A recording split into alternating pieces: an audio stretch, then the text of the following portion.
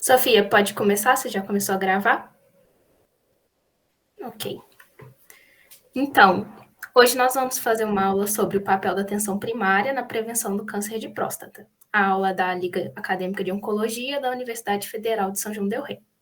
Bom, e nós vamos abordar o que é o câncer de próstata, os fatores de risco, os sinais e como é feito o diagnóstico, o rastreamento, a sua importância, qual o papel da atenção primária na prevenção, como funciona a adesão do preventivo na adesão primária e os modos de aumentar essa adesão. Iniciando, vamos falar um pouco sobre o que é o câncer de próstata. Bom, a próstata é uma glândula exclusivamente masculina que está ligada aos órgãos sexuais do homem. Ela está localizada na frente do reto, abaixo da bexiga e ela envolve a parte superior da uretra, que é aquele canal que faz parte do sistema urinário do masculino. Ela tem a função de produzir o líquido que compõe o sêmen. Ela não produz espermatozoides, mas ela produz aquele líquido que tem a função de nutrir ele. Então, ela tem uma função importante. Sem esse líquido, os espermatozoides eles não se tornam viáveis para fecundação. E o câncer de próstata, ele está entre os cânceres mais comuns do mundo. Ele tem uma estimativa de cerca de 1.600 casos anualmente e 3.366 mortes anualmente no mundo inteiro. No Brasil, ele é considerado o segundo câncer mais comum em homens e o segundo câncer mais comum no geral, quando considera homens e mulheres. E existem alguns fatores de riscos conhecidos para o câncer de próstata. Entre eles, o principal é a idade. A gente sabe que o câncer de próstata, como foi visto através de alguns estudos epidemiológicos, ele é o câncer que tem mais correlação com a idade. Então, ou seja, na medida que a idade vai aumentando, existe uma incidência maior desse tipo de câncer. E de todos os cânceres já estudados, ele é o que se nota uma relação mais precisa com isso. O gráfico é quase que linear. E a partir dos 40 anos, a prevalência se torna muito maior. Então, homens a partir dessa idade têm esse grupo de risco. Outro grupo de risco que a gente nota também é a dieta. Algumas pessoas que consomem mais alimentos gordurosos, certos tipos de carne, é um dos tipos de fatores de risco para esse câncer. Ele é um câncer que tem prevalência de história familiar. A gente nota uma incidência maior em pessoas que têm parentes de primeiro grau com histórico de câncer de próstata. A gente nota que a raça também é um fator de risco, ele é mais comum em indivíduos negros. O tabagismo, alguns estudos demonstraram que é um fator importante, ele aumenta a taxa de incidência. E outro fator importante é a obesidade, ele é mais prevalente em indivíduos obesos. Bom, e quais são os sintomas do câncer de próstata? O que levaria você a desconfiar de câncer de próstata em um paciente? Nos estágios iniciais e medianos da doença, normalmente o paciente ele apresenta-se assintomático. Ele não vai apresentar nenhuma queixa específica que te leve a pensar num câncer de próstata e ele costuma ser um tumor bem diferenciado que vai ser detectado normalmente microscopicamente. E você vai desconfiar por algumas alterações em alguns exames, como a gente vai citar mais para frente, que é o PSA, o exame de toque, ele vai ser detectado nessa triagem. Porém, ele é um câncer que pode se tornar clinicamente significativo. No câncer de alto grau, que é o mais raro, e que ele é agressivo, que pode ter metástase e causar morbidades. E quando ele está nessa fase, que é geralmente mais avançada, ele é um câncer de evolução lenta. E nessa doença mais avançada, ele vai apresentar hematúria, que é o sangue na urina. Ele vai apresentar também alguns sintomas que é comum na obstrução do colo vesical, que é o esforço para urinar, hesitação para urinar, ou seja, a pessoa ela vai tentar urinar e o jato não sai imediatamente. O jato de urina ele está fraco ou intermitente, que é aquele que vai, para, vai, para de novo. Ter uma sensação de esvaziamento incompleto, ou seja, o homem ele urina, mas ele sente que não conseguiu urinar tudo que precisava, ele ainda sente que a bexiga está cheia e ter o gotejamento terminal. Outro tipo de sintoma que ele pode ter é a obstrução ureteral, que é a cólica renal, ou seja, aquele paciente que vai aparecer para você queixando de dor nos rins, ter uma dor em flanco, aquela região do abdômen, e ter uma disfunção renal. Isso aí normalmente é uma alteração que você vai ver mais em exames laboratoriais. E o câncer de próstata, ele está muito ligado a metástases osteoblásticas, né? Metástases no osso. Porque nota-se que tem uma proliferação dele para a coluna vertebral. E aí o paciente ele vai vir reclamando de uma dor óssea, normalmente na região lombar, uma dor na coluna. Ele pode começar também a apresentar mais fraturas ósseas e também uma compressão da coluna. E isso vai gerar uma dor. No exame físico, normalmente a gente só vai encontrar um achado que é no exame de toque retal, que pode se encontrar nódulos endurecidos ou uma simetria da próstata, quando você faz o toque retal masculino. E nos testes laboratoriais, a gente pode encontrar uma alteração no PSA, né, que é o antígeno específico da próstata, que ele pode estar elevado nos testes laboratoriais. E quando você encontra alguma dessas alterações suspeitas, ou seja, quando você encontra um paciente que tem alguma alteração no PSA ou no toque retal, normalmente a primeira conduta que você faz não é solicitar biópsia. Se você tiver disponível, a não ser que seja algo que seja muito suspeito, você pede uma ultrassonografia de próstata. E aqui nessa imagem a gente pode ver como funciona essa ultrassonografia, a imagem que você vai ter. A gente tem a normal no canto esquerdo da tela. Na ultrassonografia normal, a gente vê a zona periférica, que é essa mais ecogênica, ou seja, mais branca, e ela vai estar homogênea, ou seja, toda branquinha, e a gente tem a glândula interna, que vai estar mais escura e menos homogênea. Quando a gente tem um câncer de próstata, um nódulo, a gente vai observar que a zona periférica, que é a imagem da direita, ela não está mais branquinha e ela não está mais homogênea. Ela vai ter algum pedaço dela que vai estar mais hipoecogênico, ou seja, mais preto. E a gente observa uma região que vai estar bastante hipoecogênica. No caso, eu circulei em azul, que é um nódulo, que seria onde está se desconfiando de câncer, nessa zona. Esse nódulo, posteriormente, ele foi graduado e classificado com Gleason 7, né, que é uma das estratificações de câncer de próstata. Bom, e como é feito o diagnóstico? Eu falei que você solicita o ultrassom, e caso você continue desconfiando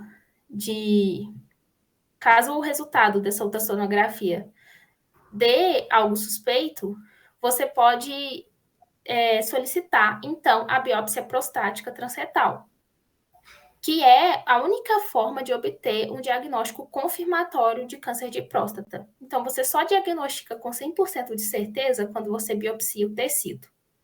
Então, você vai fazer o estudo anatomopatológico do tecido obtido através dessa punção pela biópsia. E quando faz a biópsia, ela também fornece já um sistema de graduação do tecido coletado, que é chamado de sistema de Gleason.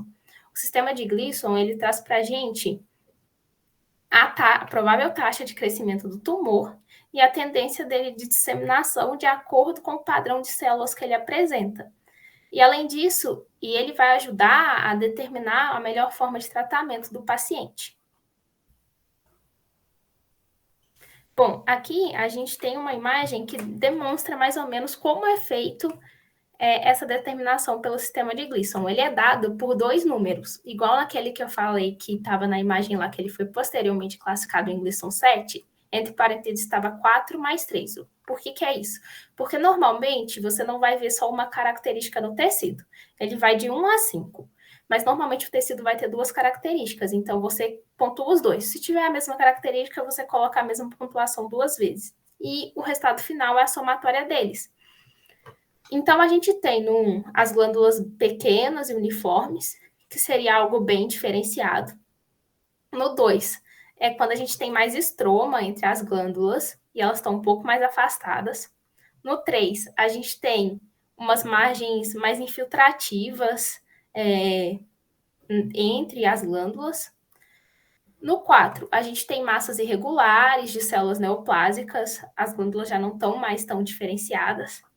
E no 5, a gente não tem mais muita formação de glândula, são células que a gente não consegue mais observar glândulas entre elas. Então, elas estão mal diferenciadas. E com isso, a gente vai fazendo essa classificação.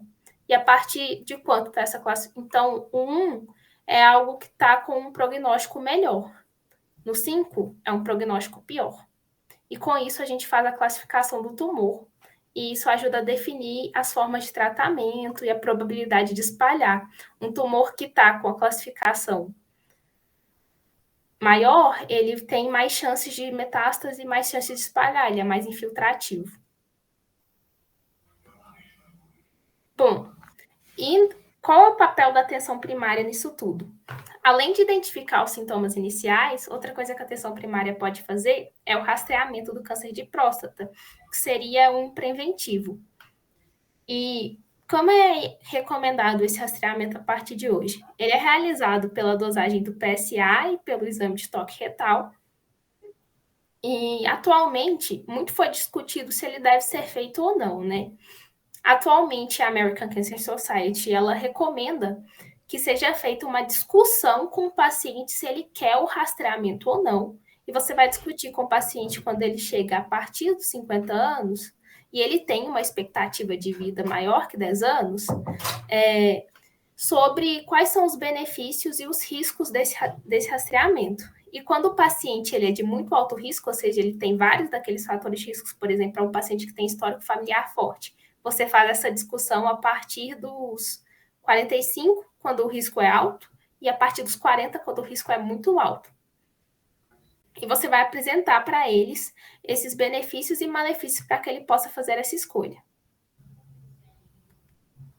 Bom, e quais são os benefícios de fazer esse rastreamento? Ele permite a detecção precoce e reduz a mortalidade, porque quando você detecta precocemente um câncer de próstata, você consegue fazer o tratamento, normalmente vai conseguir fazer a ressecção cirúrgica, né, retirar a próstata cirurgicamente, ele ainda não vai ter sofrido metástase, se espalhado, e vai ter um prognóstico bem melhor da doença. E os malefícios é que muitas vezes esses rastreamentos eles podem gerar falsos positivos. A biópsia pode causar sangramentos, infecções.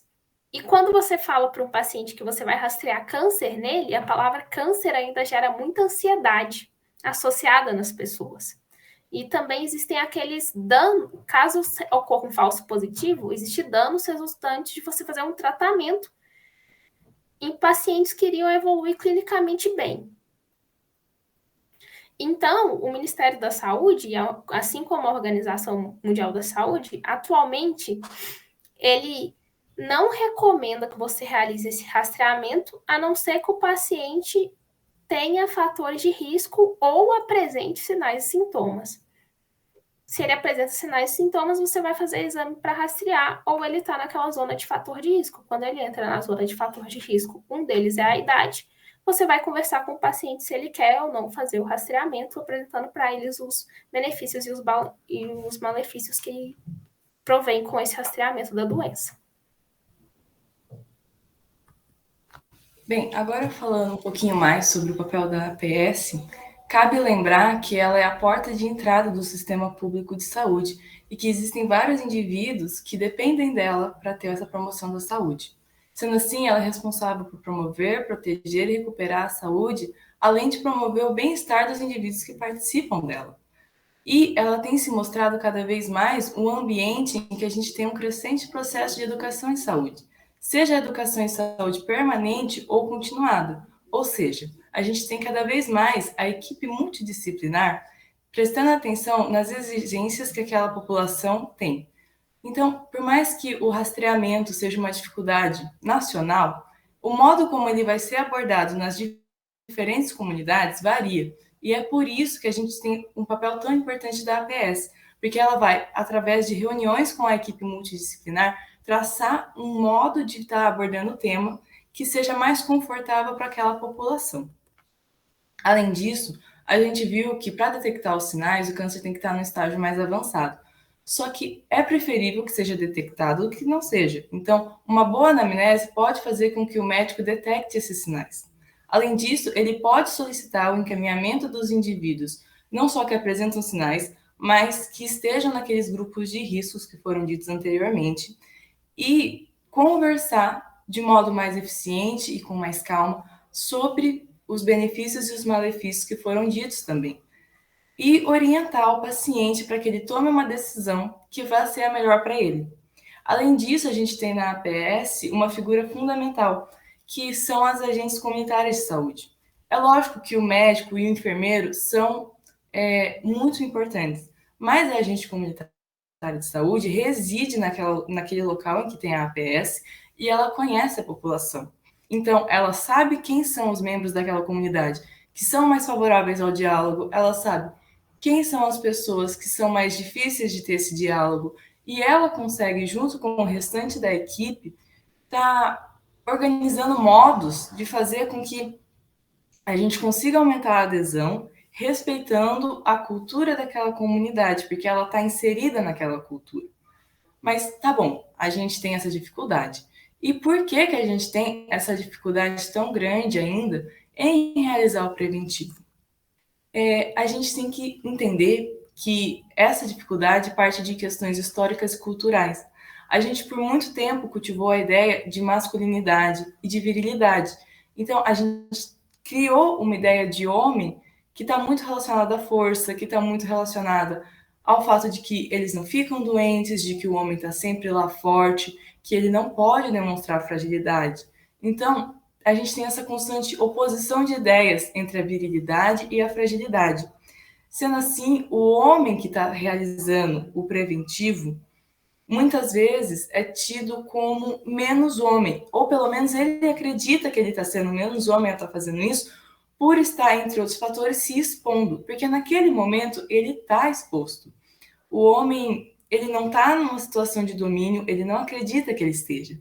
Ele acredita que naquele momento ele está sendo exposto, ele não está protegido. Além disso, tem a questão do medo. O homem sente medo da dor física, ele sente medo da dor psicológica, ele sente medo do que vão falar, ele sente medo do que vão pensar e ele sente medo do diagnóstico, porque a gente também tem na nossa sociedade muito enraizado a ideia de que quem procura acha. Então, a gente tem essa ideia de que talvez passe na cabeça da pessoa que está fazendo preventivo e seja detectada alguma anomalia, de que se ele não tivesse feito o preventivo e se ele não tivesse detectado essa anomalia, ele podia seguir a vida dele naturalmente. A gente sabe que não é assim, mas esse é um pensamento muito comum na cabeça de alguém que detectou uma anomalia. E é importante que esses tipos de pensamento não sejam invalidados e que sim que a gente busque um diálogo mais eficiente para estar resolvendo essas questões. Outro fator que a gente tem uma crença é de que, naturalmente, com o aumento do acesso à informação, as pessoas vão tender a participar mais do preventivo e essa baixa adesão vai começar a aumentar. Então, a gente vai ter mais adesão ao invés de ter essa baixa adesão. Entretanto, vários estudos estão mostrando que não é bem assim. É falacioso você acreditar que a informação por si só vai promover uma mudança de comportamento tão grande. Um estudo realizado no Macapá, com 57 homens dentro da APS, buscou o relato deles e também registrou esses relatos. E a gente vê que os de idade mais diminuída, 18, 20, 30 anos, têm um discurso muito mais comum com esse que eu vou estar falando aqui, que é aquele, como que é? Agora eu me esqueci, da próstata, como é? Só esse mesmo. Eu acho que eu não ficaria à vontade, não. Nem com médico, nem médica, nem com nada. Rapaz, eu digo a você que eu não iria, não. Eu acho que não. Quem falou isso foi um garoto de 18 anos. E ele tinha acesso à informação. O que mostra que a informação por si só é importante, mas ela não acaba com todo o processo cultural e histórico que foi construído acerca da masculinidade. Em contraste, a gente repara nesse mesmo estudo que os homens de mais idade, eles têm, uma conversa muito mais pro lado do eu não me sinto confortável ao realizar o exame, mas por saber da sua importância e por já ter conversado sobre esse assunto, eu realizo. Então, a gente vê que o diálogo é um caminho muito mais seguro do que acreditar que a informação por si só vai gerar uma mudança de atitude extremamente significativa. Mas tá bom, temos uma baixa tesão, e como a gente pode estar tentando promover uma maior adesão? Algumas ideias a gente já conhece bem, como por exemplo o Novembro Azul, em que as pessoas buscam fazer essa conscientização. Entretanto, só colocar uma vasta gama de informações e não promover o diálogo não vai estar gerando um resultado tão eficiente. Por isso que é importante que a gente tenha sim as cartilhas educacionais, mas um método que está sendo cada vez mais desenvolvido e mostrando resultados são as rodas de conversa. Justamente por ser um tema tabu, a gente não pode esperar que em um diálogo verticalizado as pessoas se sintam confortáveis. Ou seja, a gente não pode esperar que uma pessoa falando e várias ouvindo, aquelas várias vão se identificar com o que apenas uma delas está falando. Isso é muito difícil, porque cada uma delas viveu em uma cultura, cada uma delas vem de uma vivência diferente. E é por isso que as rodas de conversa se mostram tão eficientes. A gente tem na roda de conversa um diálogo horizontal. A gente parte do princípio de que todo mundo ali tem uma vivência, todo mundo ali tem uma história, e todos os medos daquelas pessoas devem ser compartilhados para que as pessoas que estão lá possam ouvir, possam compartilhar suas histórias e juntas elas possam estar construindo um conhecimento. Então, as rodas de conversa têm se mostrado muito eficientes. E é por isso que a gente tem que fazer a união entre vários métodos para promover essa adesão cada vez maior. Outro modo que está sendo muito utilizado é juntar ideias que sejam do mundo tido como masculino ao Novembro Azul, como, por exemplo, esse comercial. A gente tem aqui a frase: quem cuida da saúde marca um golaço no Novembro Azul, previna-se. A gente traz a ideia do futebol, que é associado normalmente à figura masculina. A gente traz o árbitro ou bandeirinha, eu não lembro direito, mas é o homem que chama o VAR quando ele tem alguma dúvida. E isso faz com que ele se previna de estar dando uma advertência que não deveria ser dada ou de estar não dando uma advertência quando ela precisava ser dada. Então, do mesmo modo que ele tem os modos de se prevenir, de tomar umas atitudes que sejam condizentes com o que realmente aconteceu, é importante que os homens estejam se prevenindo para promover a saúde deles e se previnam de terem consequências muito mais graves no futuro do que se eles não tivessem feito a prevenção. Essas foram as nossas referências. A gente espera que com essa apresentação tenha ficado claro como a gente faz o rastreamento, o diagnóstico, os desafios que a gente ainda tem para que o tema se torne mais simples, mas que, mesmo com tantos desafios, a gente pode sim e a gente deve estar promovendo cada vez mais um diálogo de modo eficiente e horizontal para que as pessoas se sintam mais confortáveis. A gente também percebe o papel da APS sendo fundamental, porque é lá que a gente tem esse ambiente mais aberto a esse tipo de experiência e que está cada vez mais se mostrando eficiente. Muito obrigada pela atenção. Se alguém tiver algum comentário, alguma dúvida, quiser colocar alguma coisa, se sinta muito à vontade para falar.